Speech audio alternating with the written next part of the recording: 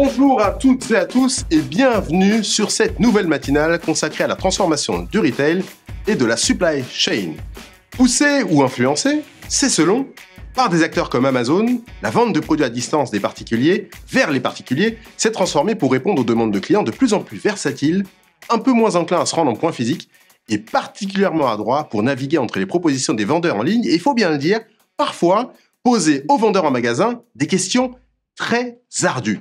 À cela s'ajoute une chaîne logistique qui doit être repensée pour prendre en compte les besoins des clients, bien sûr de plus en plus pressés. Quelle stratégie data pour améliorer sa connaissance des clients et modifier leur expérience? Quels outils IT pour affûter sa chaîne logistique? C'est ce que nous verrons au cours de cette émission avec nos témoins et nos experts. Comme d'habitude, bien sûr, je vous rappelle que cette émission est interactive, donc n'hésitez pas à poser vos questions en ligne directement depuis le chat et nous y répondrons tout au long de cette émission. Je vous propose de retrouver notre tout premier invité pour notre keynote.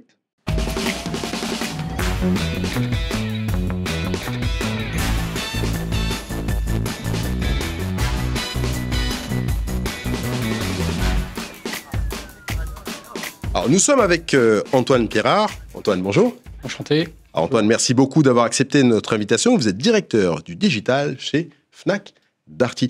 C'est quoi un directeur digital d'ailleurs? Je n'ai pas posé la question, mais bien sûr. Qu'est-ce que c'est? Directeur du digital, c'est la responsabilité du produit de deux sites qui sont avec deux marques emblématiques, à la fois de Fnac et de Darty, de les aspects IT, donc le CTO du web, et puis également de la data pour le groupe, avec une data IA factory qui complète l'ensemble. Bon, ça fait des bonnes journées bien remplies, j'imagine. Bon. Comment votre stratégie data, parce que je pense qu'il faut bien en partir jusque-là. On sait qu'aujourd'hui, la connaissance du client est absolument fondamentale. Alors, je l'ai dit en introduction, on a des clients, on en parlait au début de l'émission, on a des clients qui connaissent bien les produits, qui se renseignent en ligne. On a des clients qui se connectent régulièrement, qui sont connus des plateformes. Comment, justement, toute cette connaissance autour du client et toutes les datas que vous pouvez accumuler, d'une manière générale, vous êtes-ils, les deux, à rester concurrentiels? Alors oui, c'est une question importante parce que la data est vraiment au cœur de notre modèle. Et à la fois pour des choses assez simples, le pilotage des activités, mais jusqu'à des cas beaucoup plus avancés, avec des cas de Gen AI qu'on passe à l'échelle. Et donc, peut-être que si on fait un pas de recul, la mission, si on parle de la mission de Fnac Darty, un des éléments importants, c'est de contribuer à un choix éclairé de nos consommateurs. Et quand on s'intéresse à ce que ça représente que de contribuer à un choix éclairé des consommateurs, on voit qu'en fait, la data est derrière chacune des étapes. Très concrètement, et si on parle là, par exemple, du web, sur le web, contribuer à un choix éclairé, ça veut dire organiser la rencontre entre, d'un côté, près de 20 millions de visiteurs uniques par mois sur nos deux sites, donc c'est absolument énorme. On parle de cumulé, hein? Visiteurs uniques, Fnac plus Darty. D'accord. Par mois. Et de l'autre côté, 20 millions de produits en propre et marketplace qui sont en vente sur notre site. Donc, organiser cette rencontre pour contribuer à un choix éclairé, ça suppose de la data. Et ça suppose de la data tout au long du parcours qu'on franchit précisément avec des algos. La première étape, c'est d'avoir un catalogue qui est enrichi avec de l'IA générative. Et là encore, pour donner un ordre de grandeur, on crée chaque année près de 2,5 millions de produits en intégrant la marketplace. Donc, en fait, c'est très important. Et désormais, nos fiches et articles sont enrichis avec de l'IA générative. Ensuite, une fois que le produit est créé, il faut que le client le trouve.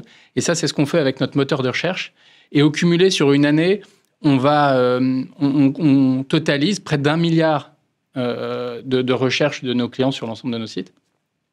Et enfin, et ça, c'est plus nouveau et assez passionnant, c'est qu'en fait, on voit que notre moteur de recherche, il était transactionnel jusqu'à présent, il devient conversationnel.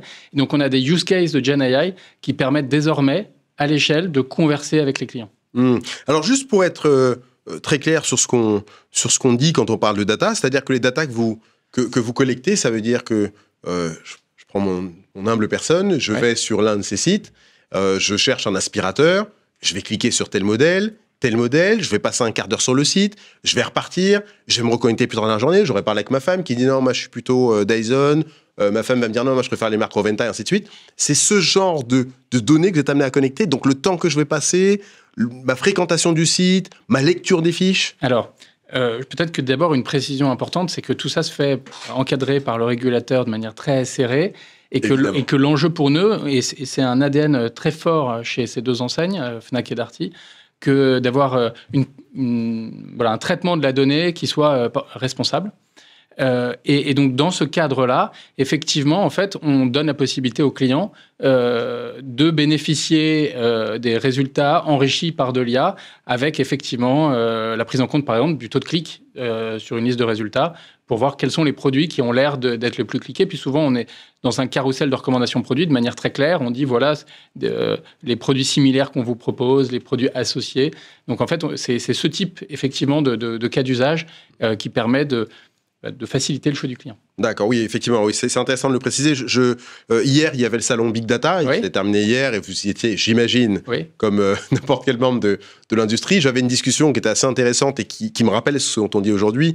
Je parlais avec le responsable data des magasins Unibail Rodamco, Fnac Darty notamment, ils sont, on parlait de celui de la Défense, et il me disait que le but, ce n'est pas de collecter les données pour avoir une idée très précise de qui était la personne qui rentre dans le magasin, mais c'était plutôt d'avoir une idée de la persona qui rentrait dans le magasin. Et avec cette idée-là de la persona, eh bien, on était en mesure, dans de l'affichage, de lui dire vous avez regardé ça, ou vous venez de telle heure à telle heure. Eh bien, on sait qu'un homme d'une quarantaine d'années, quand il va venir, il va plutôt acheter tel produit. Donc, on est peut-être dans la même philosophie. Alors, il y a ce type de philosophie, mais on ne veut pas non plus enfermer les consommateurs dans des bulles. Donc, il y a aussi des algorithmes par renforcement qui permettent de mettre du désordre là-dedans et de tester ce qui marche. Et du coup, de continuellement enrichir le type de propositions qu'on fait à nos clients. J'aimerais qu'on dise un mot rapide, Antoine, sur les vendeurs en magasin. Donc, je le disais très rapidement à l'introduction, et encore une fois, on en parlait en tout début de cette émission, juste avant de lancer le direct. C'est vrai qu'on a des gens aujourd'hui, vous en avez autour de vous, dans le studio, là, autour de nous, il y en a aussi qui en connaissent. On connaît des acheteurs qui sont experts, qui vont au magasin et qui discutent pied à pied avec le vendeur. Mais attendez, vous avez tort, Yamaha fait ça, ainsi de suite. On a des vendeurs aujourd'hui qui sont quand même dans une situation où ils ont des gens qui ont accès à l'information et qui peuvent vraiment, parfois chipoter sur des caractéristiques techniques pointues. Comment est-ce qu'on fait pour leur donner les armes pour répondre à ces acheteurs? Alors, j'aime bien le terme d'acheteur expert, qui peuvent être un peu durs à traiter, mais qui sont même pas forcément acheteurs d'ailleurs. Alors effectivement, ça c'est quelque chose qu'on a vu se développer de manière très importante, c'est que les consommateurs n'ont jamais été aussi bien informés. Et on les voit d'ailleurs, je pense qu'on l'a tous pratiqué nous-mêmes en magasin avec notre smartphone, on regarde, on compare, on challenge éventuellement ce qui nous a été dit. Et donc ça, c'est un défi qui est posé aux vendeurs. C'est aussi pour ça que les vendeurs sont quand même désormais largement équipés, notamment de tablettes. Eux-mêmes, en fait, se forment, sont experts, et en particulier, il y a un attachement très fort chez Fnac et Darty d'être conseillé, d'accompagner le client dans son choix. Et sur ces tablettes qui sont à leur disposition, notamment chez Fnac, il y a une déclinaison du site fnac.com qui s'appelle Fnac Shop et qui donne accès aux vendeurs, aux moteurs de recherche, à des carousels de recommandations. Donc voilà, on sent bien que là, il y a un potentiel important avec le digital d'arriver à continuer à augmenter l'expérience en magasin. J'ai presque envie de dire la mère de la bataille aujourd'hui, vous l'avez dit, c'est les sites internet. Oui. On y passe du temps, on clique, on part, on revient, on met des choses dans le panier qu'on n'achète pas forcément, on va revenir, on va regarder des baisses de prix, ainsi de suite. Donc c'est vrai qu'il se passe beaucoup de choses sur le site. Vous l'avez dit, on collecte beaucoup de données. Et puis, quand on modifie l'UX sur le site, eh bien, on sait que dans le comportement du consommateur, on va induire peut-être certains réflexes, peut-être d'autres.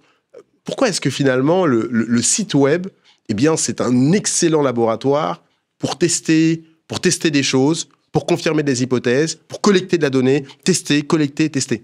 Effectivement, comme je vous le disais, on a au total, sur les deux enseignes, près de 20 millions de visiteurs uniques par mois. Donc, on a en fait un trafic d'un côté, très important de clients. Et de l'autre côté, la capacité que donne le digital par notamment des tests AB, c'est la possibilité à l'échelle et de manière assez agile de tester un ensemble de modifications et de voir non pas à l'échelle individuelle mais au global ce qui transforme le mieux, ce qui clique le plus, ce qui modifie l'expérience du parcours d'achat.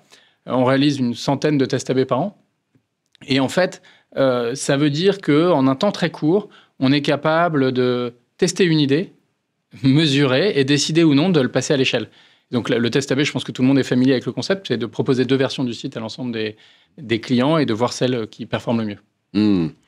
Ça aujourd'hui, vous continuez à le faire régulièrement, vous continuez à tester des hypothèses, regarder comment le site, vous l'optimisez, ainsi de suite, au-delà des mises à jour que vous programmez régulièrement. Hein. Bien sûr. En fait, c'est même un protocole de livraison. C'est-à-dire qu'en fait, on passe nos évolutions du site en test A/B. On observe. Déjà, ça permet de sécuriser la livraison, déjà très simplement. Mais aussi, en fait, c'est, je pense, une bonne éthique, une bonne règle de mode de fonctionnement dans les équipes digitales, parce que ça permet en permanence de se questionner sur est-ce qu'on obtient le résultat qu'on attendait. Et donc, voilà, de manière itérative, de continuer à améliorer le produit. Sur les sites, aujourd'hui, on voit de plus en plus fleurir des... alors, ils étaient déjà là avant, en fait, finalement. On n'appelait pas forcément ça des bots ou des chatbots. Enfin, on en parlait un peu, mais en tout cas, ils n'avaient pas la puissance qu'ils ont aujourd'hui. Selon vous, comment est-ce qu'ils vont transformer l'interaction entre l'acheteur, l'acheteuse et la marque? Alors, profondément. Je pense que ce qui est important, c'est déjà de faire regarder un petit peu en arrière, c'est qu'on a tous eu de mauvaises expériences avec des chatbots.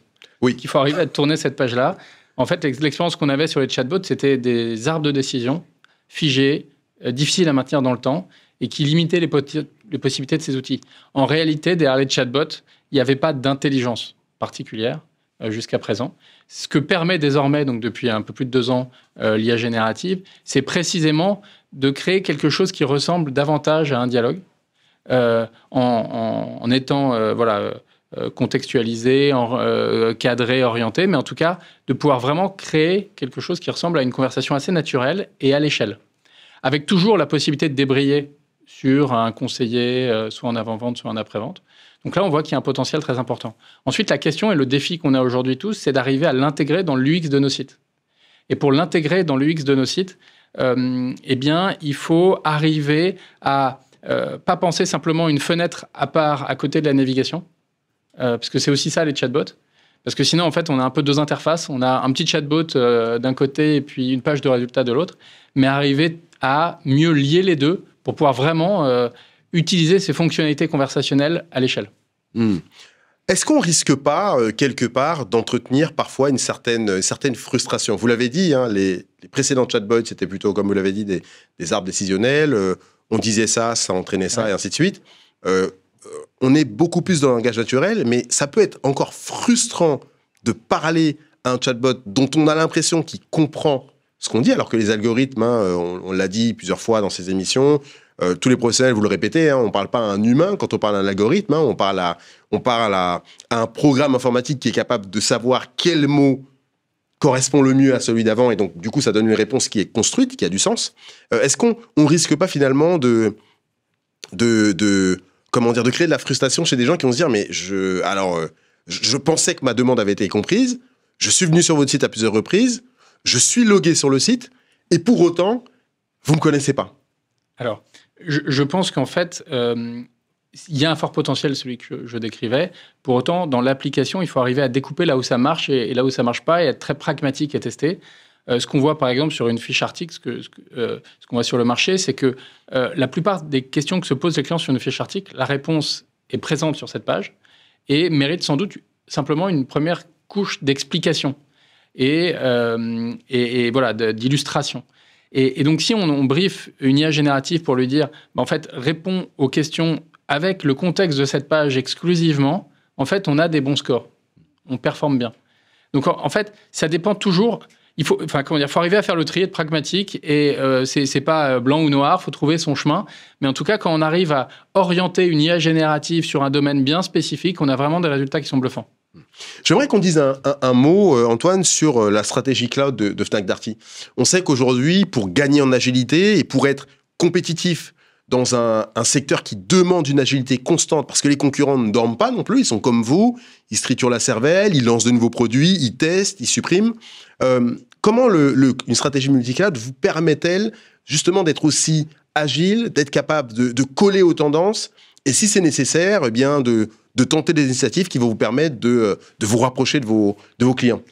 Oui, alors aujourd'hui, on a une stratégie multi-cloud, au sens où on travaille avec 2 clouds, Google sur la data et Azure sur les applications web. Et sans forcément revenir ce qui nous a conduit à ce résultat, qui en plus peut être amené à bouger dans le temps. En tout cas, à court terme, ce que je vois, c'est que ça nous permet de bénéficier des meilleurs services disponibles dans chacun de ces deux clouds, et en particulier avec Google, avec lequel on a un partenariat, notamment sur le Retail Search, qui nous permet à la fois de bénéficier des meilleures fonctionnalités d'un moteur de recherche qu'on a A/B testé, qui continue à s'améliorer. Et en fait, on voit qu'on est embarqué ensuite dans la mise sur le marché des meilleurs use cases de Gen AI qui viennent contribuer à enrichir le parcours d'achat et l'aide au choix sur un site web. Et vraiment, en fait, c'est assez bluffant. Il faut avoir conscience que même s'il y a beaucoup de transformations déjà, on n'en est qu'au début. Et je trouve qu'il y a des choses assez enthousiasmantes à venir. D'accord. Qu'est-ce que vous... Alors, encore une fois, là, on est vraiment de la prospective, mais dans la perspective dans laquelle se place le marché aujourd'hui, alors on parle beaucoup, j'en avais parlé avec quelqu'un de votre organisation, et je lui avais demandé son avis à l'époque sur le New Retail. Alors, on parle beaucoup de New Retail aujourd'hui, on parle énormément de la manière dont les enseignes chinoises, avant le Covid d'ailleurs, et après le Covid, ont transformé les réponses aux clients, de la livraison de plus en plus rapide, des services particuliers sur certains produits. Dans quelle mesure, justement, un cloud comme celui de Google va-t-il vous permettre peut-être de rejoindre cette tendance, quoi, vous y êtes déjà, hein, mais surtout de vous affirmer comme quelqu'un, comme une entreprise, une organisation qui innove constamment, parce que c'est aussi l'enjeu. En fait, ce qui est important, c'est d'arriver à être à la page des dernières technos, des dernières innovations. C'est certain que le partenariat qu'on a avec Google, notamment, nous permet précisément, et je trouve que c'est vraiment une des richesses du partenariat qu'on a bâti avec eux, de bénéficier des dernières releases de leurs produits, d'être en discussion constante sur voilà, comment on l'intègre, le retour d'expérience aussi d'un retailer qui pratique, qui a son regard aussi sur le sujet, qui peut être différent, complémentaire, et des échanges avec donc, les équipes Google en France, avec le produit aux États-Unis. On était les premiers à tester Retail Search. Et donc, c'est un partenariat à la fois ancien et qui est prometteur avec tout ce qu'on voit comme use case de Gen AI sur le marché se déployer. Donc, il y a des choses qui arrivent très prochainement. Je laisserai Google en parler, mais il y a des choses qui sont en tout cas dans les tuyaux et qui sont, je pense, des premières marches pour transformer profondément l'expérience de recherche sur un site Internet. Quand on regarde un site Internet et qu'on tape, on dialogue avec un moteur de recherche sans s'en rendre compte, on tape plusieurs requêtes successives, on a une liste de produits et le client, finalement, doit continuer à faire son tri, à essayer, etc. Et ça peut être un peu frustrant. En tout cas, on considérera dans quelques années que c'était très vieux. Donc voilà, on est engagé dans cette transition-là et grâce notamment aux fonctionnalités qui sont disponibles dans le cloud. J'avais encore une question à poser sur votre... Vous avez déjà largement répondu sur l'IA et j'avais encore une question à poser, mais j'aimerais qu'on aborde aussi quand même, il nous reste quelques minutes avant la fin de cette interview, la question de l'expérience omnicanal. C'est vrai que c'est un ancien mot, omnicanal, on en parle peut-être un tout petit peu moins, mais il se trouve que dans l'expérience du plus jeune public aujourd'hui, le smartphone est quand même au milieu de l'expérience, on achète avec son smartphone, on chatte avec son smartphone, si on veut parler... on veut parler par exemple à un chatbot, eh bien on le fait, on va pas forcément sur ordinateur, on le fait avec son téléphone mobile. Dans quelle mesure vous allez continuer justement à prendre en compte cette tendance et comment est-ce que quel type d'effort vous allez déployer pour être certain de proposer toujours la meilleure expérience en ligne possible, y compris lorsqu'on passe énormément de temps, encore une fois comme... j'ai plus de chiffres en tête, hein, mais les 15-25, si on regarde le temps qu'il consacre sur un appareil connecté, plus de la moitié, c'est smartphone. C'est pas le PC ou c'est pas la tablette de la famille. Oui, en fait, je pense qu'effectivement, le switch vers le mobile, c'est quelque chose qu'on a connu. Tous les retailers qui ont voulu se maintenir au niveau ont investi assez massivement. C'est pour moi un sujet qui est derrière nous, au sens où, oui, on pense mobile first. Oui, on a déployé voilà, toutes les technos nécessaires pour y arriver.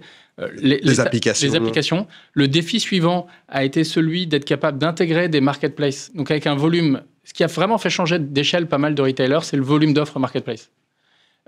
Et donc pouvoir choisir sur l'écran d'un smartphone non plus quelques dizaines, centaines de milliers, voire millions d'offres quand on a des produits éditoriaux, des livres comme nous, mais des dizaines de millions de produits sur cet écran et être capable de naviguer, c'est là où vraiment l'IA joue un rôle différenciant.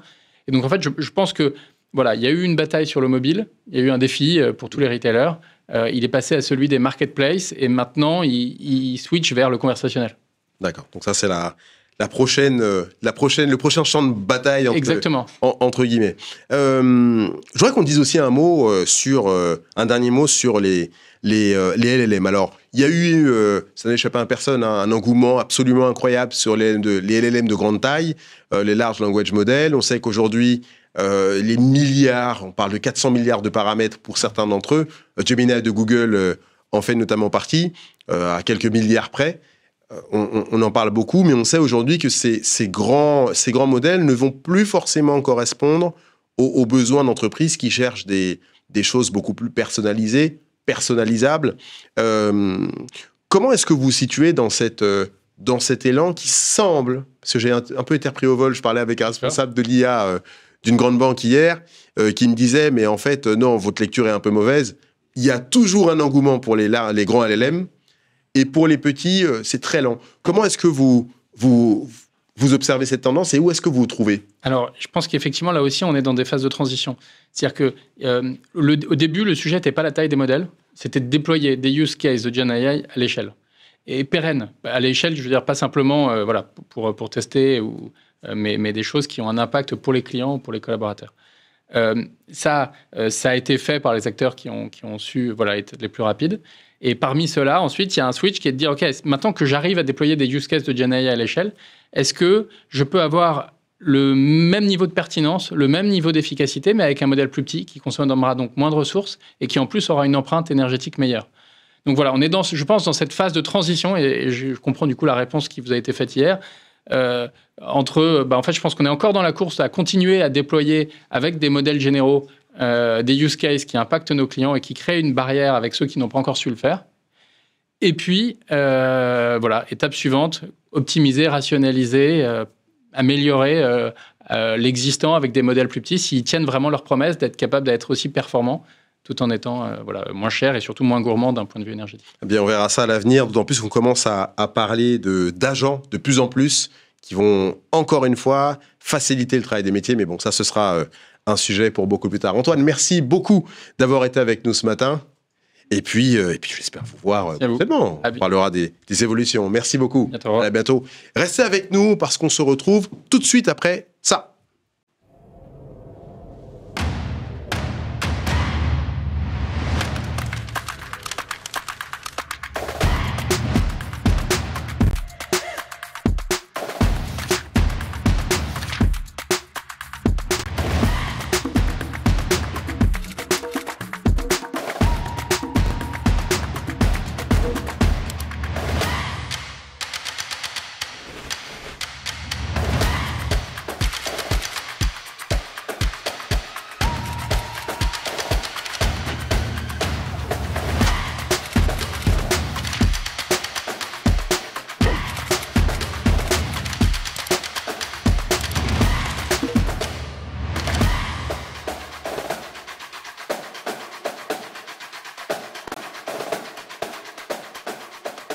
Suivons cette émission avec notre autre invité. Nous sommes avec Mam Ning. Mam, bonjour. Alors, est-ce que vous êtes avec nous à distance? Oui, je suis avec vous. Bonjour. Merci d'avoir accepté notre invitation. C'est que ce n'a pas été forcément simple, donc je vous remercie triplement. Alors, je le répète, vous êtes Mam Ning, professeur associé en Supply Chain Management et Logistique à EM Normandie. Alors, vous l'avez entendu peut-être dans notre première intervention, dans la toute première intervention, on a eu cette discussion avec Antoine Pierrard qui nous expliquait qu'effectivement l'IA avait énormément transformé et contribué à transformer, et elle continuera à transformer l'expérience des clients. J'aimerais qu'on bascule un tout petit peu de l'autre côté avec vous et qu'on parle davantage de supply chain.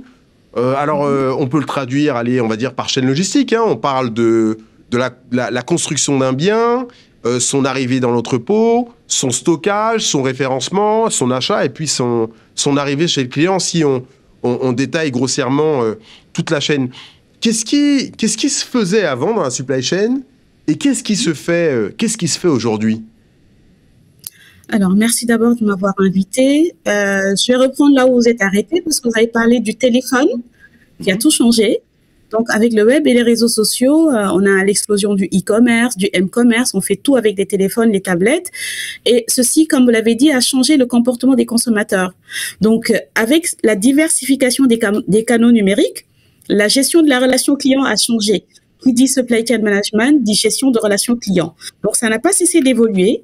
Les marques se sont adaptées, les échanges en ligne se sont multipliés. Le client, il peut maintenant, le consommateur, poser toutes sortes de questions, consulter des catalogues en ligne, etc. Mais la crise sanitaire que nous avons vécue récemment a accentué ces besoins d'adaptation dans les chaînes logistiques, dans la relation avec les clients, également en amont dans la relation avec les fournisseurs. Mais là, on va se focaliser sur la partie aval, donc la relation avec les clients. Le client devait avoir la possibilité d'exécuter le maximum de tâches possibles en ligne. Cette transition vers ce que je vais appeler le CRM numérique, donc le Customer Relationship Management numérique, est devenue incontournable. Sauf que le client, désormais, depuis post-Covid, doit être en mesure de choisir entre une expérience numérique, donc en ligne, une expérience physique en magasin, mais une expérience combinée. Donc, ce qui a changé, c'est l'introduction du digital. Est-ce que le fait, je le disais très rapidement en introduction, hein, on a des clients qui sont aujourd'hui, alors qui sont des experts, qui savent naviguer entre les différentes offres, qui savent attendre certaines périodes, en favoriser d'autres. Et on a des clients aussi qui sont un peu plus pressés, qui ne comprennent pas pourquoi ils devraient attendre une semaine pour un produit qui va être fourni en 24 heures chez un autre. Est-ce que cette tendance-là a aussi eu un impact sur la supply chain ? Ben, évidemment, ça impacte la supply chain parce que la supply chain doit être maintenant plus réactive. La supply chain doit être plus flexible. La supply chain doit gérer de façon plus fluide les informations parce que le client doit vivre une expérience enrichissante numériquement, physiquement et une expérience combinée. Est-ce que c'est... alors, question peut-être... on va essayer de se mettre dans la tête peut-être des acteurs de la supply chain. Est-ce que c'est ce à quoi ils étaient préparés ? Est-ce que les acteurs de la supply chain, avant le Covid, parce que 2019, avec l'explosion du Covid, a changé beaucoup de choses, est-ce qu'ils étaient prêts finalement à aborder cette transition-là et à transformer des habitudes qui étaient finalement ancrées et qui n'ont pas complètement disparu, hein. Je parlais encore il y a quelques jours avec un de mes amis qui travaille pour... fait des produits frais chez Franprix, et lorsque je lui demande ce qui a changé chez lui en termes de supply chain, il rigole toujours, ça fait 2 ans qu'on en parle, il me dit qu'ils en sont encore au papier et au stylo. Donc, pour vous dire que même si on parle effectivement de transformation, on parle d'un mouvement très lent. Est-ce qu'ils étaient prêts, en fait ? Alors, il faut savoir que l'information a toujours été au cœur du supply chain management. Gérer une chaîne logistique, c'est basé sur l'information. Les technologies de l'information ont toujours eu leur contribution en supply chain management. Mais depuis qu'on s'est rendu compte qu'on est obligé de suivre ce virage, il faut enrichir l'expérience client physiquement, numériquement et de façon combinée. On se focalise sur des technologies numériques interactives qui sont intégrées au management de la chaîne logistique. Maintenant, on a des points de vente connectés. Le client, il est pressé, il peut plus attendre, mais on est obligé de personnaliser l'expérience du client, et cette personnalisation, ça commence par anticipation dès l'identification de la demande, la gestion des approvisionnements, la réactivité de la production et la disponibilité des produits quand le client le veut ou il le veut, parce que le client, il peut plus attendre. Donc, le rôle fondamental de l'information et des technologies de l'information, ça a toujours été au cœur du supply chain management. Maintenant, il y a les connexions humaines qui se multiplient, l'expérience physique, l'expérience numérique. Les entreprises, les groupes comme Amazon, etc., lancent des systèmes d'achat sans caisse, de paiement visible. Tout ça, c'est dans la réactivité, la fluidification de la supply chain. Et on a également l'exemple du Drive, qui ne date pas de maintenant, ça ne date pas de Covid. Et il fallait offrir aux clients la possibilité de tout faire en ligne et de se faire livrer quand il veut, où il veut, très rapidement, avec le stock qu'il veut. Donc tout ça, la transformation avait déjà commencé. Mais maintenant, on est obligé de suivre le virage. Quels sont les outils qui permettent cette transformation ? Alors on parle, ces derniers temps, on a beaucoup parlé, y compris sur ce plateau, d'outils très en avance. On parle de data center près de l'entrepôt, pour collecter la donnée près de l'entrepôt. On parle depuis un certain nombre d'années d'objets connectés, ce qui permet de savoir ce qu'il en est de la livraison. On parle encore on parle de 5G, bien sûr, qui permet finalement de faciliter la connectivité des objets entre eux et puis vers un cœur de réseau qui pourrait dispatcher l'information. Donc, on a tout un tas d'outils qui, sur le papier, peuvent faciliter cette transformation. Quels ont été, vu de votre fenêtre, ceux qui ont permis finalement d'accompagner et qui permettent d'accompagner cette transformation qu'on observe tous parce qu'on est client de différentes enseignes? Alors, comme vous venez de le dire, la transformation, on est encore à sa petite enfance. Ça se développe. Il y a les grands groupes qui y sont. On est obligé de suivre. Mais toutes les technologies, disruptives, comme on le dit, vont permettre d'accompagner d'accompagner ce virage, en fait. On a l'intelligence artificielle, comme vous venez de le dire, qui permet d'anticiper la demande, d'anticiper le comportement des consommateurs. On a les big data qui permettent de collecter, de traiter, d'interpréter une grande quantité de données afin de mieux connaître les consommateurs, mieux prévoir la demande, mieux anticiper les opérations au sein de la supply chain, que ce soit chez les fournisseurs ou bien en interne dans l'entreprise, et finalement mieux servir le client. Donc, on a également l'exemple des blockchains. Les blockchains, la contribution des blockchains en supply chain management, là, actuellement, c'est remarquable parce que ça permet de gérer un aspect incontournable du supply chain management qui est la traçabilité, le tracking, le contrôle, la transparence avec le consommateur. Parce que, comme on l'a dit, les échelons se sont multipliés. Le consommateur, il est devenu très exigeant. Donc, toutes ces technologies, toutes ces innovations accompagnent cette transformation, accompagnent ce mouvement vers la numérisation finalement. Comment est-ce qu'on s'assure que toutes ces solutions, lorsqu'elles sont déployées ou qu'elles sont en phase de l'être, puissent dialoguer entre elles et qu'on réussisse finalement à atteindre une certaine interopérabilité de l'ensemble de ces outils sur l'ensemble de la supply chain? Alors là, vous m'amenez directement vers un risque qu'il faut gérer quand on intègre ce qu'on appelle la supply chain 4.0. C'est la supply chain qui intègre tout simplement ces nouvelles technologies qu'on vient d'évoquer. C'est le risque d'interopérabilité entre les systèmes. Entre les systèmes en interne, parce que traditionnellement, si on était sur du crayon et du papier, on passe à des fichiers Excel, des outils par-ci, par-là qui ne sont pas connectés. Finalement, il faut tout connecter pour de la réactivité et de la fluidité. On a un problème d'interopérabilité des systèmes en interne. Mais on a également, dans un contexte de supply chain, un problème d'interopérabilité entre acteurs. Parce qu'on doit être connecté avec des fournisseurs, on doit être connecté en interne, on doit être connecté avec des clients. Donc, il faut que les systèmes puissent se parler. Il faut que tous les acteurs de la chaîne logistique puissent adhérer, puissent intégrer convenablement ces outils. C'est une grande difficulté. Mais ça veut dire que cette transformation, si je vous suis bien, Mam, elle doit être quasiment parallèle. Alors, je ne vais pas dire instantanée, pour ne pas exagérer non plus, mais elle doit être parallèle. C'est-à-dire que je prends l'exemple de Fnac Darty qui était sur notre plateau à l'instant. Fnac Darty ne peut pas mener cette transformation parallèle, si je vous suis bien, si tous ses partenaires et l'ensemble des membres de son écosystème ne la mènent pas en même temps. C'est-à-dire que si je comprends bien et si je vous suis bien, les efforts consentis par Fnac Darty risquent d'être finalement effacés par ceux que ne feraient pas les membres de son écosystème. Alors, il faut savoir que les membres de l'écosystème s'y mettent.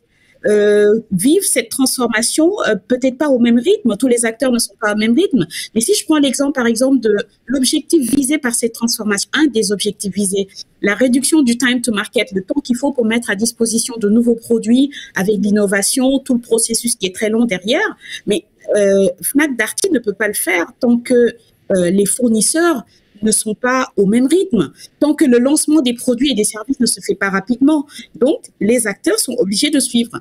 C'est devenu incontournable. D'accord. On a une question, Mam, on a une question pour vous en ligne. Bon, je vais essayer de la traduire telle que je la vois. L'IA permet de prévoir le comportement avec les consommateurs. Alors, la question, c'est quel est le lien avec la GenAI? Alors, je vais peut-être la transformer. L'idée, peut-être, de la question, et si vous êtes en ligne, d'ailleurs, n'hésitez pas à poser des questions. Hein. Nos intervenants sont là pour ça. Je pense que l'idée derrière cette question, c'est peut-être de rebondir derrière votre remarque et peut-être de souligner le fait qu'aujourd'hui, c'est plus peut-être un constat que vous partagerez ou pas qu'une question.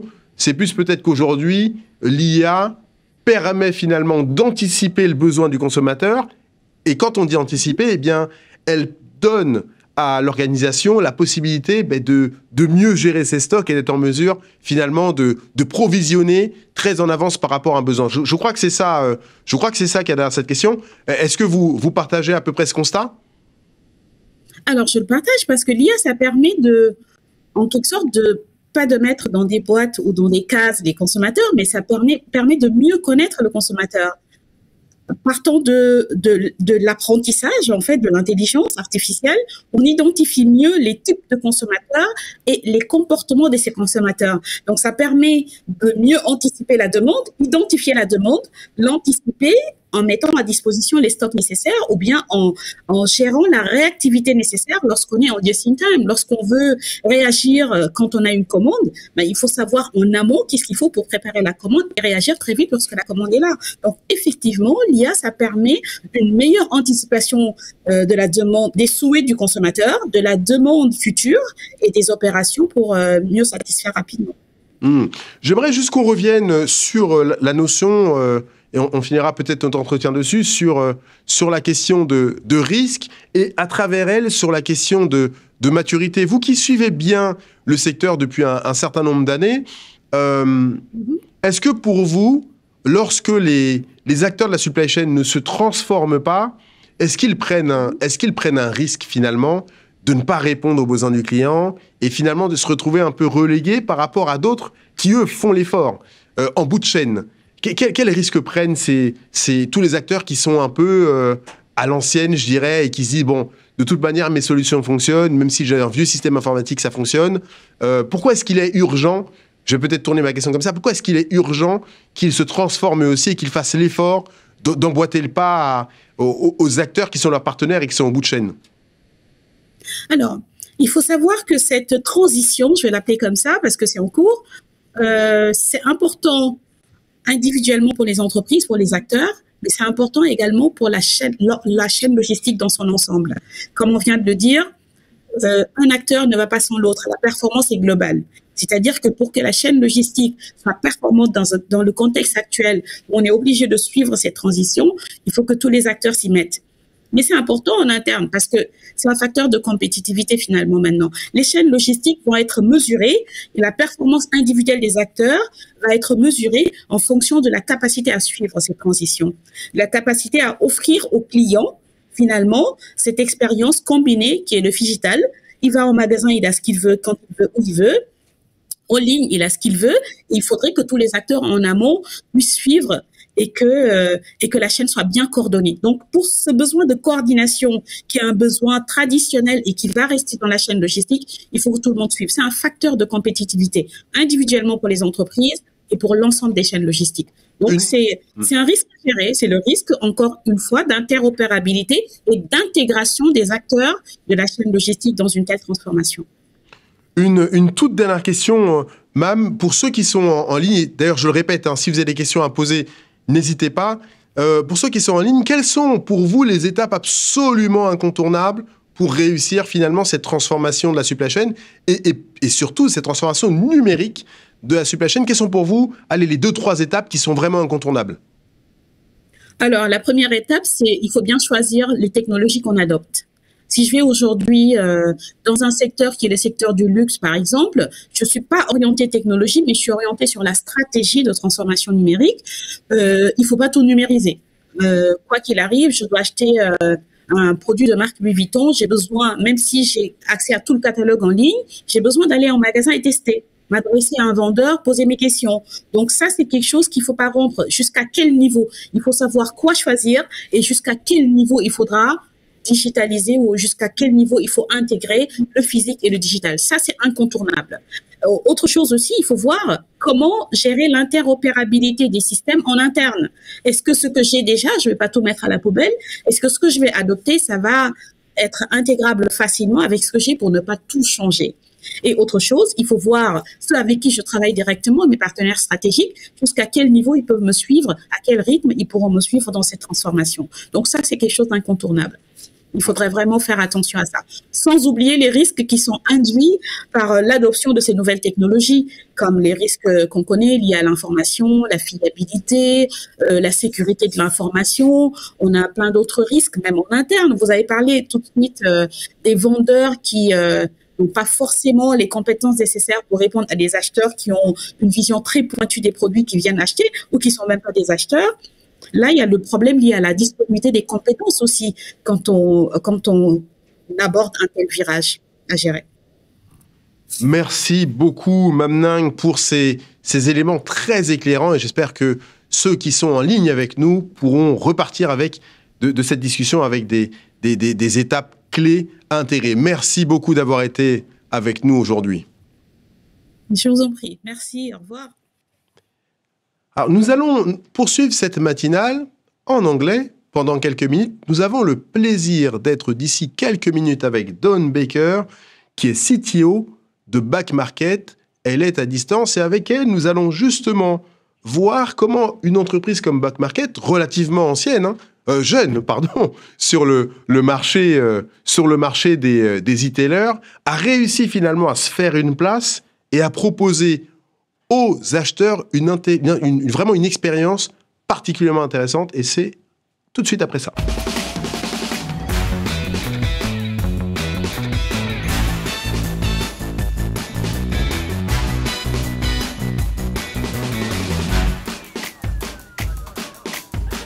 Dawn, good morning. I'm not sure we say good morning where you are.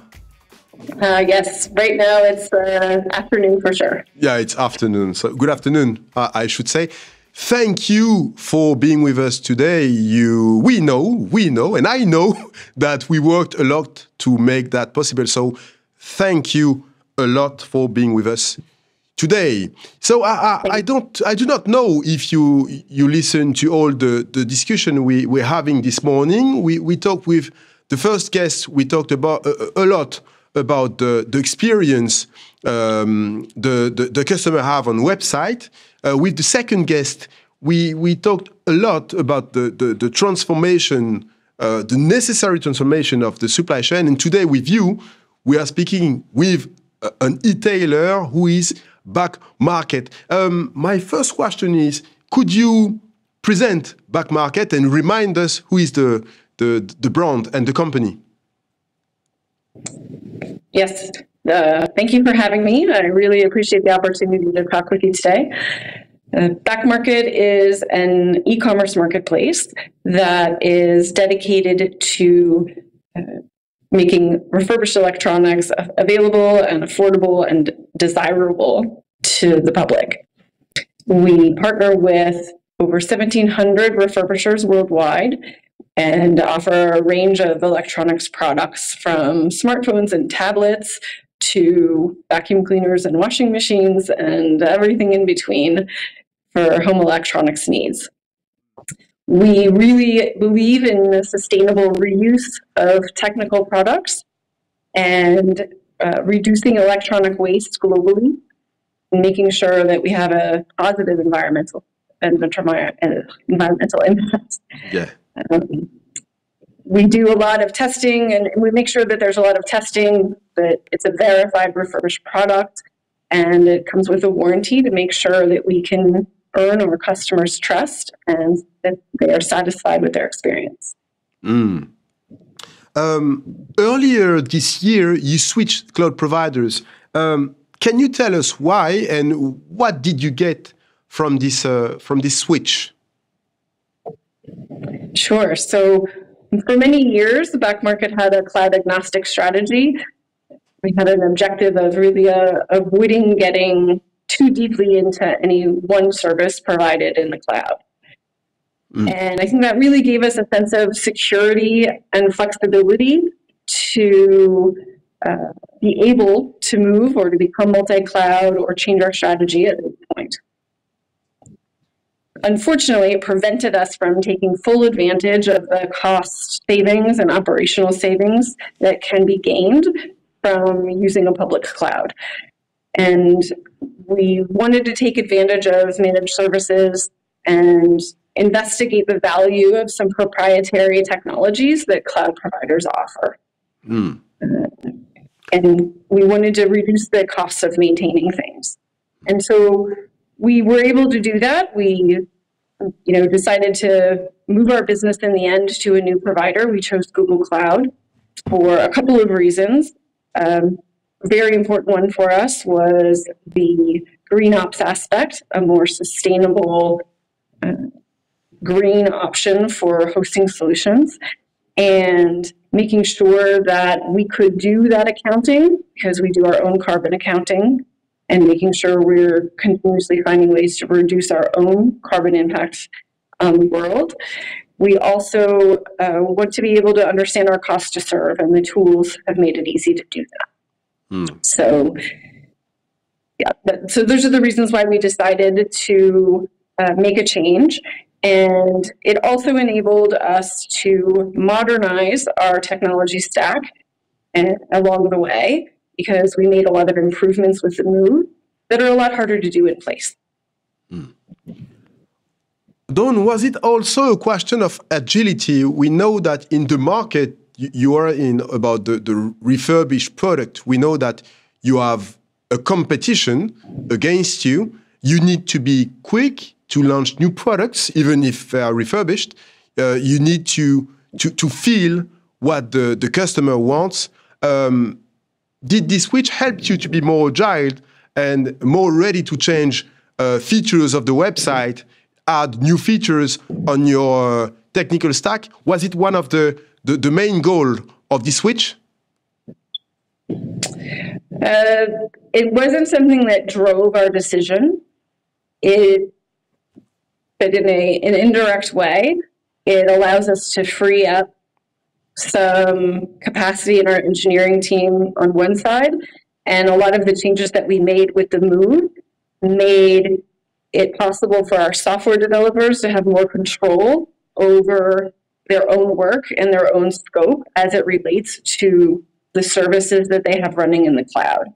And that shift has created speed for the way that we can build our products, because we have reduced the dependencies within the organization.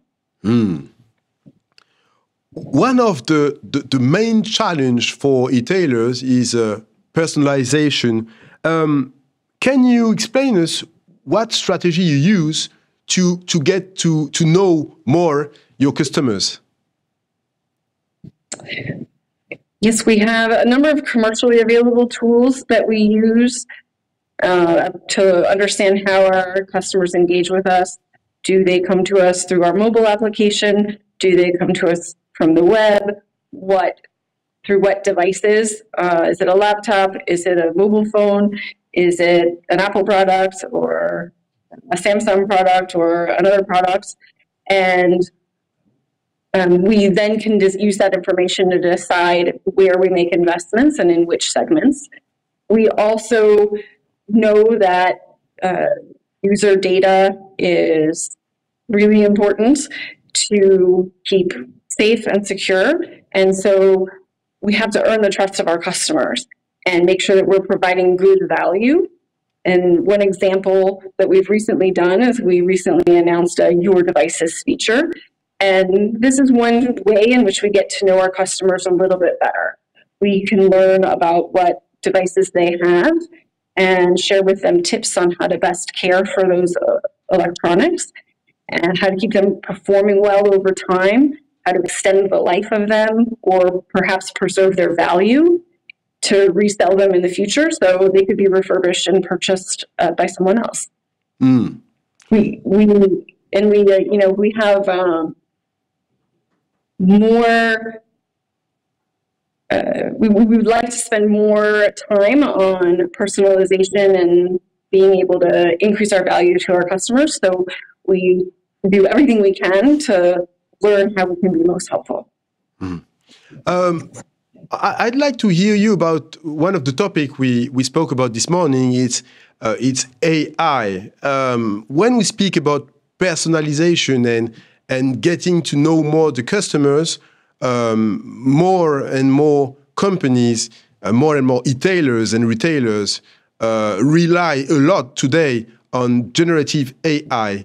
What are the your views on this technology, and how do you plan to integrate it within your website in the, I won't speak about years, because in tech, years it's like centuries, but probably next months? Yeah, it's a great question. There's been so much discussion around AI over the last year plus with the accessibility of generative AI. I'm really excited to see this because I think for many years, the concept of AI was really hidden, and it was something companies did in a little bit in the background, and it was difficult to get funded, actually. This new energy around it is, I think, really exciting and allows us to uncover a lot more of the potential that it holds. The danger with that, I think, is that it comes with a little bit of hype, and you have to dig into the details to develop your AI strategy. And so for us, the generative AI aspect is something we're using for helping developers be more productive. There are products that help with coding speed and doing testing of your code and things that make it a little bit faster to do the routine aspects of software development. And we found it a bit useful, but it really depends on the seniority of the engineer, how familiar they are with the tooling, their willingness to invest in learning how it works to be able to get those gains. And I think what we see is that this is the case in all forms of AI that we're working with. For example, we're also investing in ways to create a better customer support experience to get faster responses through our customer care centers to the end user, and making it easy for our support agents to find information. And we're able to use generative AI tooling to support that. And so those things have been, I think, really great in improving customer satisfaction, the customer experience, but also employee satisfaction, because if they have easier access to information, it's easier to do their job, and they spend less time searching and more time serving. And that's been, I think, a real benefit for us. It also requires some governance. And so we have a governance committee set up to make sure that where we decide to invest for AI, we'll see some value in return for that investment, because it's not off the shelf, easy to use, free. It requires some investment. And I would say not all forms of AI or not all AI products produce the same value for the investment you put in. Given the importance of sustainability for back market, how will you make that work between the necessarily sustainability of your business model and using AI, which we know is really, when there is not the right governance, is really heavily consuming energy within data centers first? That is such a great question, because it's a question we get even from our employees because of the environmental mission that we have. People are very concerned about this. We have, it is one of the reasons why we have the governance committee in place, to make sure we are responsibly using AI technologies. We spend a lot of time in the prompt engineering side to make sure that queries can be efficient, because part of the cost of doing them is if you don't ask the right questions, or the questions don't get interpreted correctly, then you have to ask many questions. And so if we can train our workforce and train the models to have to do fewer iterations to get to the answer that they're looking for, we can get the efficiency gains while reducing the carbon emissions. I'd like to ask you one last question, Dawn, about the future of e-tailing. We see that last years, many companies tried new things, VR, they tried to use Google's, for example, they tried to create 3D washing machine or 3D, I can say 3D TV, so that the customer can see what the future product he will buy will look like. What do you think about those technologies? And do you think that it's your role to go to that way and to propose that kind of features to the customers? I think that that technology is cool and interesting, and it would be really fun to work on. Is it the direction we have seen users going and preferring? I'm not so sure right now. It can help a user who's unfamiliar with a product choose something. I think in the space that we're in, people, because we're doing refurbished work, it's products that have been on the market. People have seen them, they have access to them. So it's probably a little bit less relevant for the space that we're in. I can see the value, especially when people do not have access to a physical store to go and investigate, be able to touch and feel a product and get a real sense for what it is. I think it can be really valuable for helping people who maybe don't have the same level of access that people who may live in a large metropolitan area have. And I think that can be a really interesting use case. And it may be something relevant to us as markets emerge. If you go into emerging markets where access to that is in fact very limited, it can be a really useful tool for reaching customers and giving them a sense of a real experience and setting expectations properly. Thank you. What an interesting question. Okay. Thank you. Thank you, Dawn, for taking time for asking a few questions. And thanks a lot. Have a nice day. Thank you. Have a good day. Alors, nous allons poursuivre notre discussion sur la transformation de la supply chain et du retail avec notre prochain invité, notre prochain expert, qui est une experte.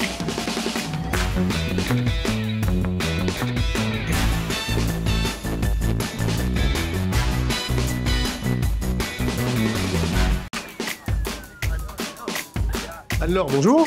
Bonjour. Merci beaucoup d'avoir accepté notre invitation. Donc, Anne-Laure Giret, vous êtes Head of Google Cloud AI GTM sur la partie Europe du Sud chez Google Cloud AI, je vois à peu près, GTM.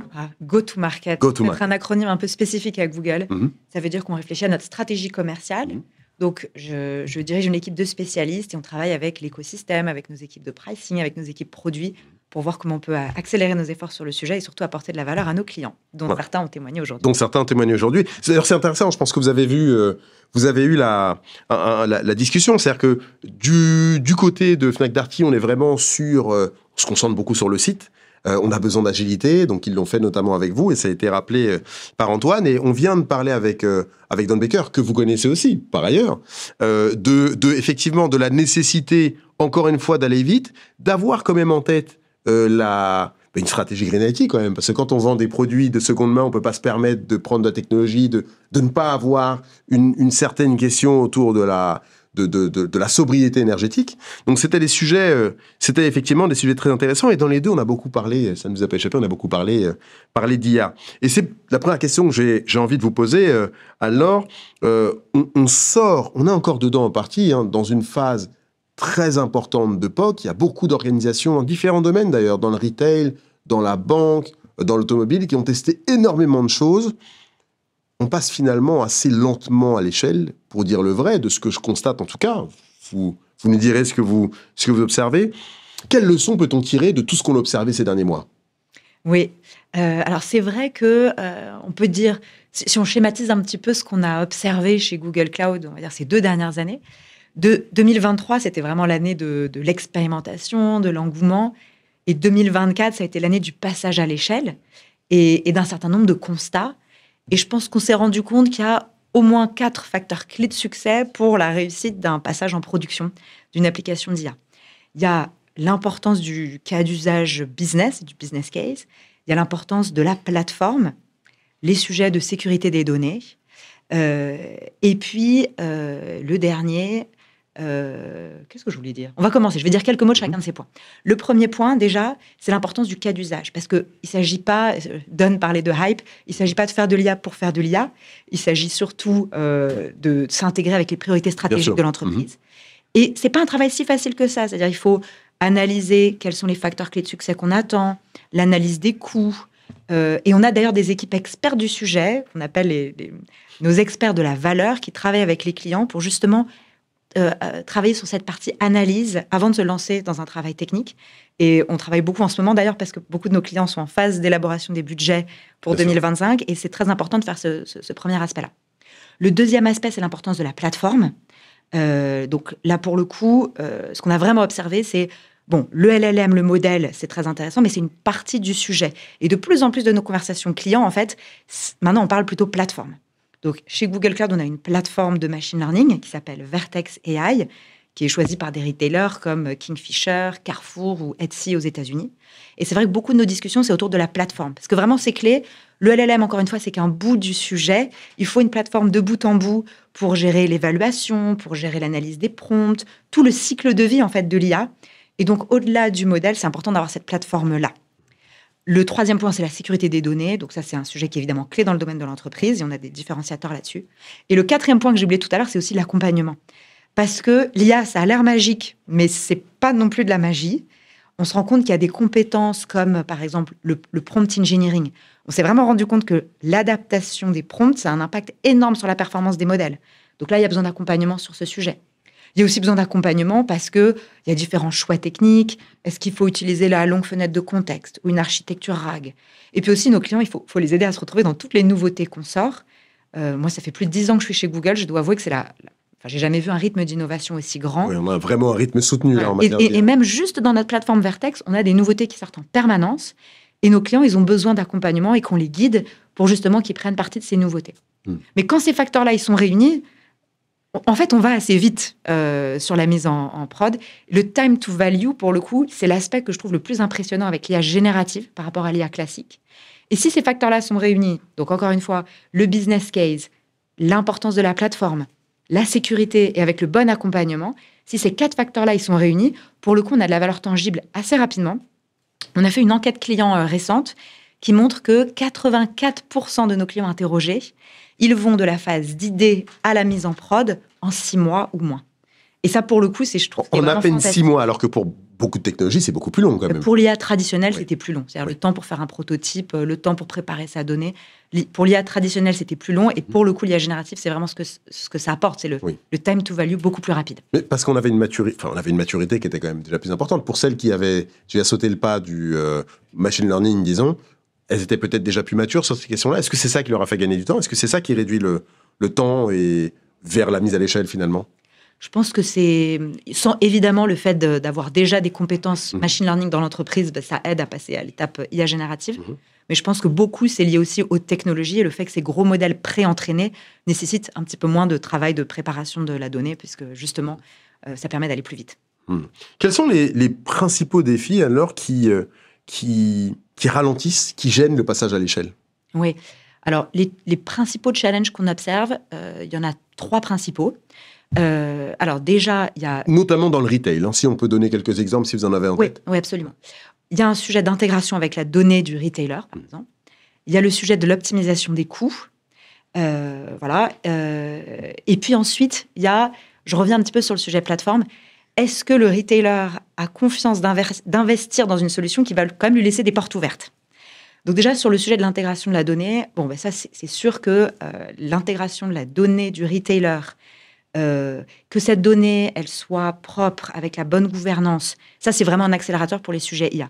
C'est pas toujours nécessaire. Alors, par exemple, Puma a témoigné publiquement sur le fait qu'ils ont généré 10% de clics supplémentaires sur leurs images produits.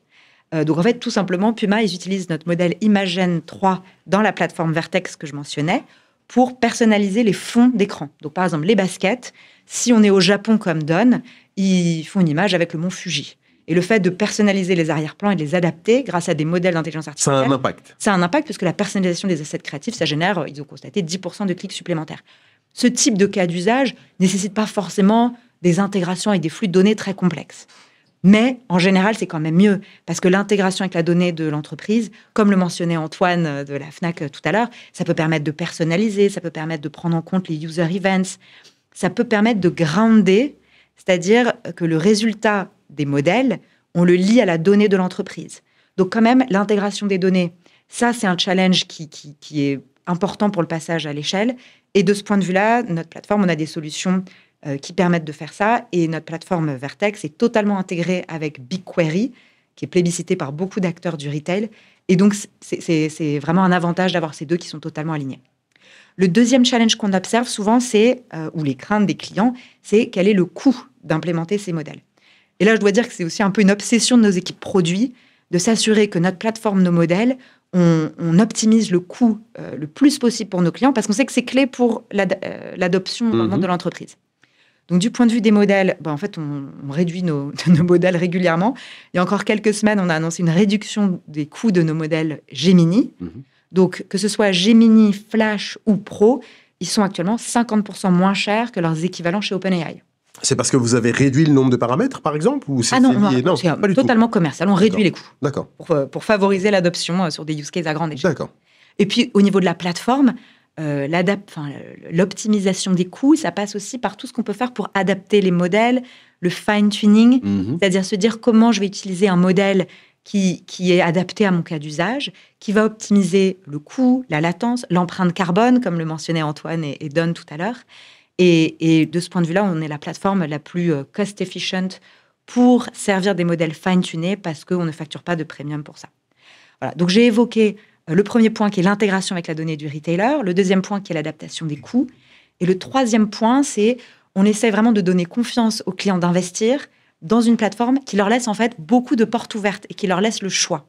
Notre plateforme Vertex, certes, c'est un service managé avec des fonctionnalités un peu clés en main, notamment, je parlais du grounding. Je ne sais pas si c'est clair pour tout le monde qui nous regarde.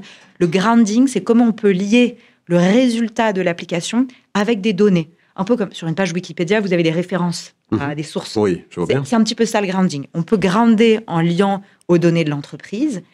Et sur Vertex, on peut aussi grounder avec Google Search, en faisant des références avec Google Search, qui est quand même une source de données qui est plébiscitée par tout le monde.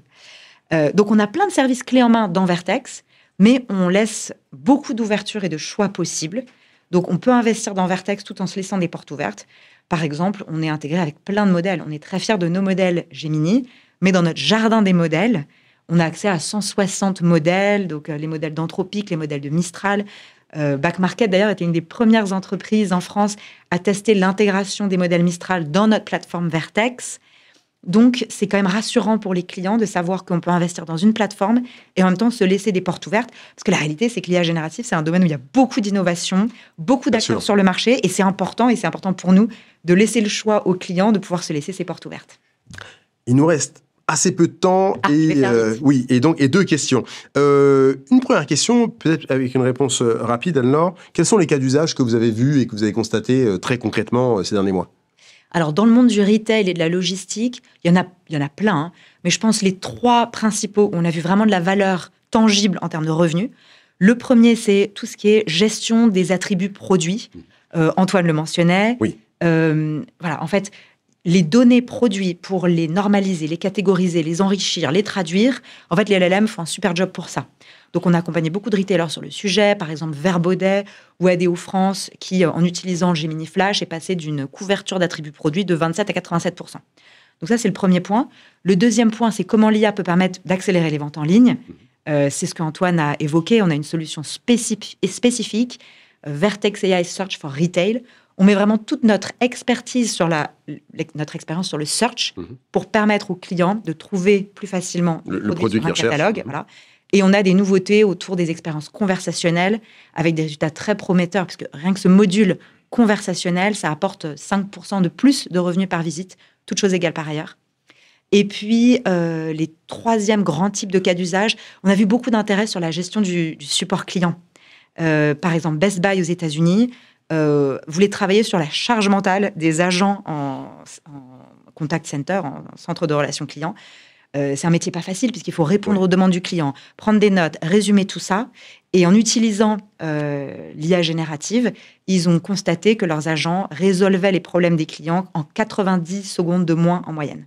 Voilà, donc je dirais c'est les 3 grands cas. Données, attributs, fiches produits, accélération des ventes en ligne grâce à notre solution spécialisée sur le search, et puis gestion des relations clients avec notre suite qui s'appelle Customer Engagement. Alors, une toute dernière question, une réponse rapide, s'il vous plaît.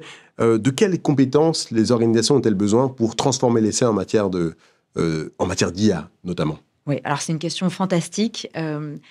Et peut-être même avant des compétences, moi je dirais qu'il y a aussi un état d'esprit. Il est clé, je pense, pour les leaders qui nous écoutent, d'avoir un état d'esprit d'apprentissage en continu. Je le disais, l'IA générative, c'est un domaine où il se passe des nouvelles choses en permanence. Il y a des nouveaux termes qui existent. Et je pense qu'il y a une opportunité pour les leaders d'entreprise d'aussi incarner cet état d'esprit d'apprentissage en continu, d'incarner ça et de montrer qu'il faut se former en continu, il faut collaborer avec différents C-level. Notre étude client a montré que les projets, quand il y a le buy-in, le sponsoring de plusieurs C-level dans le board, ces projets ont plus de chances d'apporter un revenu impact important. Donc, il y a vraiment un état d'esprit avant des compétences, apprentissage continu, collaboration. Et après, sur les compétences, je parlais du prompt management. Il y a beaucoup de choses à faire autour de l'évaluation, parce que c'est important d'évaluer les modèles et savoir si on doit passer d'un modèle à l'autre et comment on fait pour apporter des nouvelles choses. Et puis, la bonne nouvelle, c'est qu'on est capable de vous aider sur ce sujet. On a des modules de formation adaptés aux différents types de profils dans l'entreprise. Et on a plein de façons d'accompagner les clients. Donc, surtout, n'hésitez pas à me contacter si vous voulez qu'on travaille sur des plans de formation de vos employés. Merci beaucoup, Anne-Laure, d'avoir été Merci Thomas, c'était passionnant. Merci beaucoup. Et pour finir cette émission, notre tout dernier expert. Merci Anne-Laure.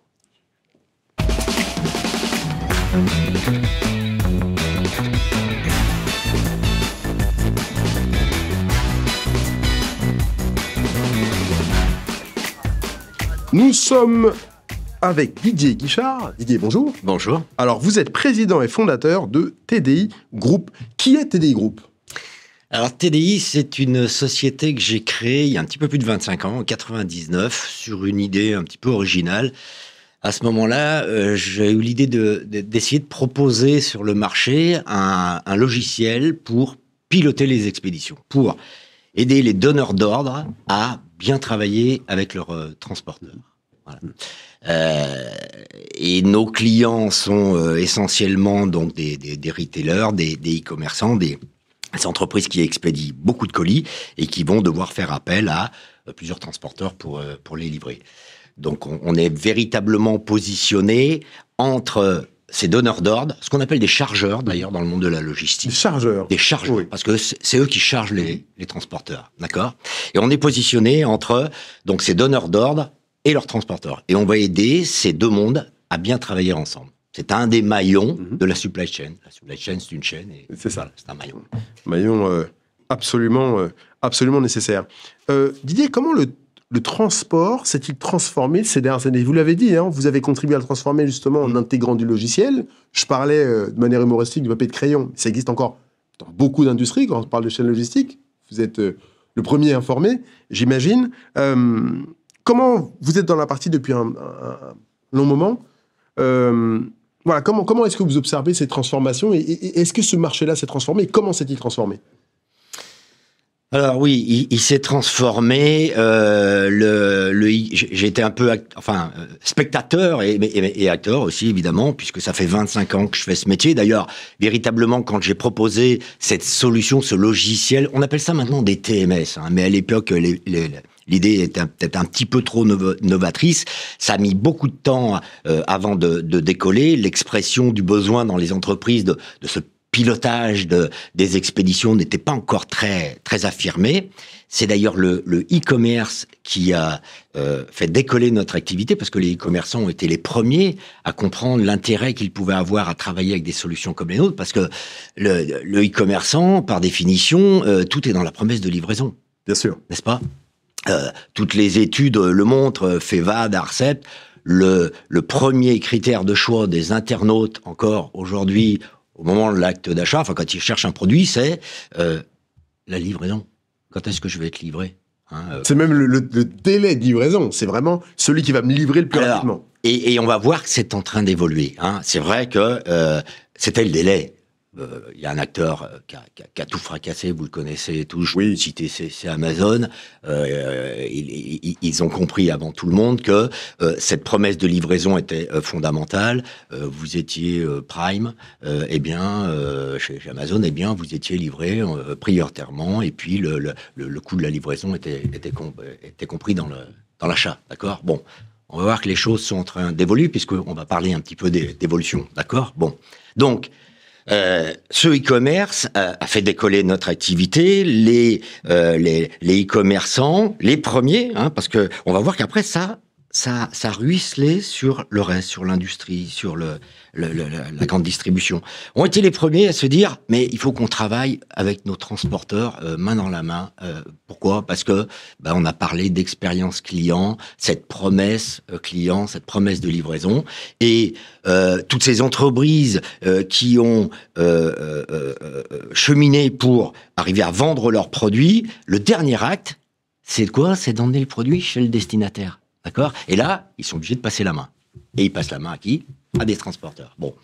Donc, ça a évolué, ce monde du transport. Évidemment, de plus en plus de colis. Je lisais encore une fois, même si l'activité, l'économie est pas très, très porteuse en ce moment, c'est 37% de colis en plus depuis 2019. Donc, imaginez-vous, presque. On consomme toujours autant, bien sûr. C'est énorme.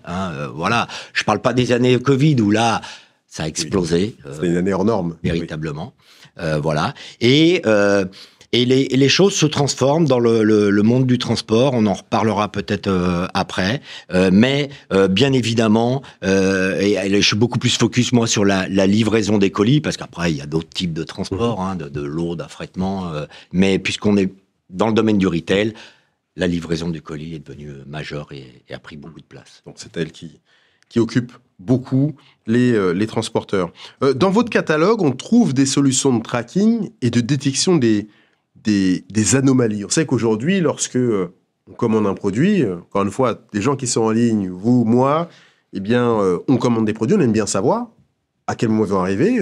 La plupart maintenant des fournisseurs nous proposent la possibilité de suivre. On clique sur un lien et on suit le départ du colis, son arrivée en centre de tri, et ainsi de suite. On sait qu'on peut avoir une anomalie sur un colis, ainsi de suite. Dans quelle mesure ce genre de solution fait-il gagner du temps ? Fait-il augmenter aussi en qualité la prestation de vos clients ? Comme vous l'avez dit, là aussi on est dans le parcours client, on est dans la fin, puisqu'on est jusqu'à la livraison, et l'expérience doit être la meilleure possible. Et donc, ce qu'on propose, nous, à nos clients, c'est après qu'ils aient remis les colis aux transporteurs, en les pilotant avec nos solutions, c'est de collecter tous ces événements de suivi, de tracking auprès des transporteurs. Transporteurs qui sont nos partenaires, ce ne sont pas nos clients. Nos clients sont les donneurs. D'accord ? Bon. Et on a à peu près 300 transporteurs dans notre bibliothèque. TDI est le leader dans ce domaine. Et pour vous donner un ordre d'idée, on collecte un petit peu plus d'1 milliard d'événements de tracking par an. Bon. Et donc, on va collecter ces événements. C'est assez complexe, c'est des langages un peu compliqués. On va les mettre en forme. Et puis, on va, à travers certains outils, proposer de déclencher des alertes vers les donneurs d'ordre dès lors qu'on détecte dans ces tracking, dans ces événements que nous communiquent les transporteurs, une anomalie, un retard, un colis qui est cassé, qui est perdu. Bon. Et donc tout ça, vous le faites remonter ? On va le faire remonter, d'accord ?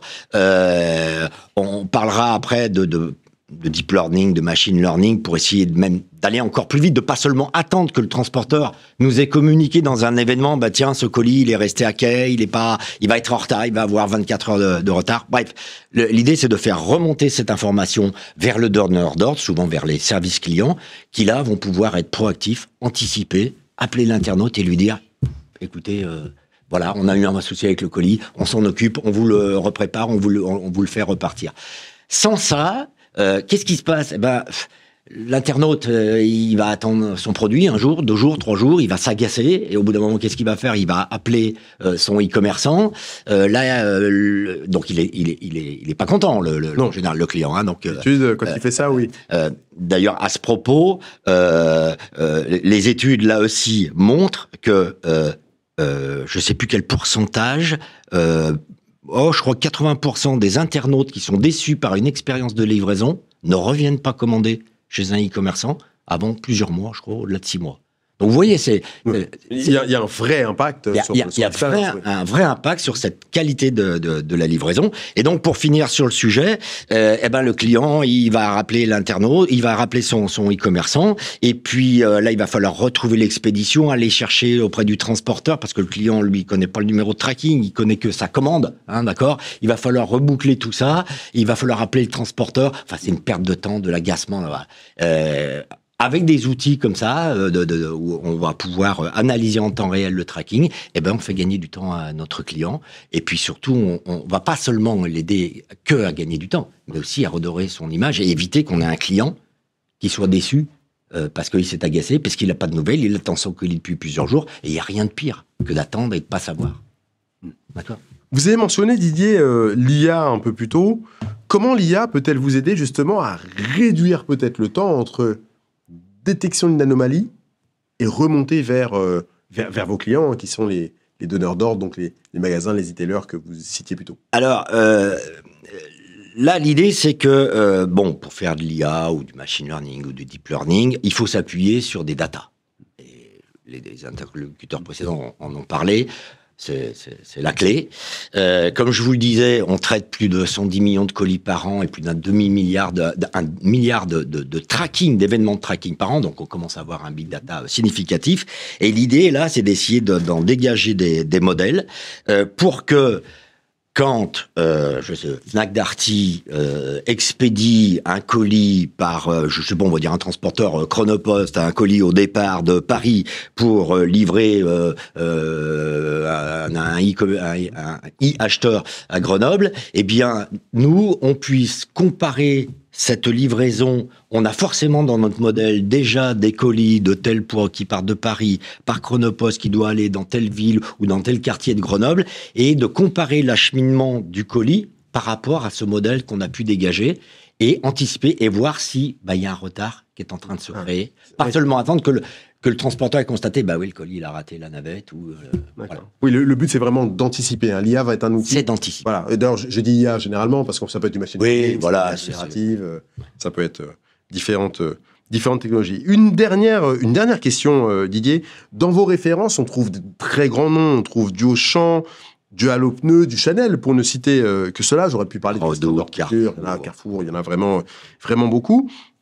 Il y a un sujet qui est très important en matière de supply chain, c'est le green IT, le numérique durable et la réduction de l'empreinte carbone. Comment est-ce que vous travaillez avec ces acteurs-là pour réduire l'empreinte carbone de la chaîne? Alors, vous avez donné un élément d'explication, avec de l'IA, quand on trouve la bonne route, quand on évite de rater un transport de navette, quand on sait qu'on a un goulot d'étranglement quelque part, on sait qu'on a une route qui bloque, on prend un autre chemin, on réduit la durée du camion sur la route et ainsi de suite. Donc il y a un impact sur l'empreinte carbone. Comment est-ce que vous travaillez avec vos partenaires sur ces sujets? Alors, comment les transporteurs vont optimiser leur empreinte carbone? Malheureusement, j'aurai pas d'action là-dessus. D'accord? Bon. Par contre, ce que je vais pouvoir faire, je vous rappelle qu'on est positionné entre les acteurs du transport, les transporteurs et, par exemple, les e-commerçants. Or, vous me demandiez comment évolue ce monde du transport, de la livraison. On a dit tout à l'heure, par exemple, que les e-acheteurs étaient intéressés par comment je vais être livré. Je veux être livré rapidement. Or, on voit que les choses évoluent. Tant mieux, dans le bon sens. Je crois que 75% des internautes se sentent concernés par l'impact environnemental des livraisons, et je crois que plus de la moitié des internautes disent être prêts à soit accepter un délai de livraison un petit peu plus long, ou voire même payer un petit peu plus si la livraison est green. D'accord ? Bon. D'accord. Donc, partant de ce principe-là, sachant que celui qui a le dernier mot, c'est le client, notre idée, c'est, encore une fois, en s'appuyant sur notre big data et en travaillant avec les transporteurs, en collectant auprès d'eux, à travers ces trackings, et il y en a qui commencent à le faire, le coût carbone qu'ils ont calculé pour chacune de leurs livraisons. Là aussi, c'est redéfinir des modèles pour que, au moment où le e-acheteur est en train de constituer son panier et doit maintenant choisir le transporteur, le e-commerçant puisse lui proposer un coût prédictif de la livraison carbone avec tel ou tel transporteur. D'accord ? Donc, c'est se servir de cette position qu'on a, nous, entre les transporteurs et les donneurs d'ordre pour mettre en forme des données, les analyser et les mettre à la disposition du e-commerçant qui lui-même va les mettre à la disposition de l'acheteur, parce que c'est l'acheteur qui décidera au bout d'un moment et qui dira bah tiens, je préfère être livré par ce transporteur-là parce qu'il est un petit peu plus vertueux. Eh bien, voilà quelques éléments d'un futur désirable en matière de livraison. Didier Guichard, merci d'avoir été avec nous ce matin. Je rappelle, vous êtes président et fondateur de TDI Group. Nous arrivons malheureusement à la fin de cette émission. Je vous remercie de l'avoir suivi avec nous. Un immense merci à tous nos interlocuteurs.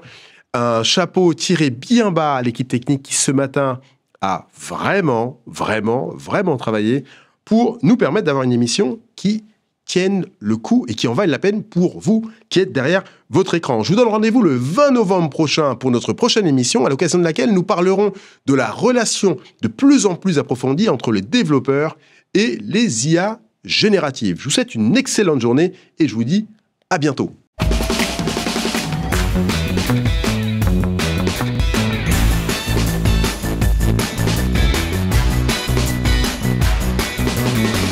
I'm a cool breeze. You thought you were blinded by the bright lights, but it was just me.